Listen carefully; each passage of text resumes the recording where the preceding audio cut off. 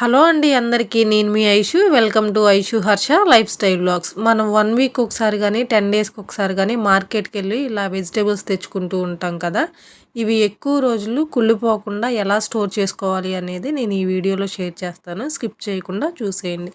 First అయితే vegetables తీసుకొచ్చుకోగానే నేను అన్నీ ఇలా సపరేట్ చేసుకొని పెట్టేసుకుంటాను ఏటికవి. తర్వాత పచ్చిమిర్చి మొత్తం తొడియాలు తీసుకుంటాను. ఇలా ఆకుకూరలు ఏవైనా సరే, తోటకూర కానీ, మెంతికూర కానీ, పాలకూర కానీ ఇలా కాడలు కట్ చేసి విడివిడిగా చేసుకొని పెట్టుకుంటాను. ఎందుకంటే వాళ్ళు ఫ్రెష్గా ఉండటానికి నీళ్లు జల్లి పెడతారు కదా, అవి మనం అలాగే పెట్టేస్తే పాడైపోతాయి. సో ఇలా కాడలు కట్ చేసుకొని స్టోర్ చేసుకుంటే మనం వాడుకునే వరకు ఫ్రెష్గానే ఉంటాయి. నేనైతే ఇలా స్టోర్ చేసి పెట్టుకుంటాను. మీరు ఎలా స్టోర్ చేసుకుంటారు అనేది కామెంట్ సెక్షన్లో కామెంట్ చేయటం మర్చిపోకండి.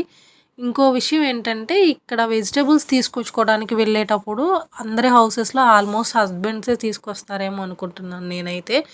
ఆడవాళ్ళు వస్తానన్నా కానీ వాళ్ళు బేరాలు అడుగుతారని చెప్పని తీసుకెళ్ళటానికి ఇష్టపడరు. కానీ మనం ₹1 ఖర్చు పెడుతున్నాము అంటే మనం ఎంత కష్టపడితే ఆ రూపాయి మన చేతిలోకి వస్తుంది అనేది మనం ఒక్కొక్కసారి ఆలోచించుకోవాలి.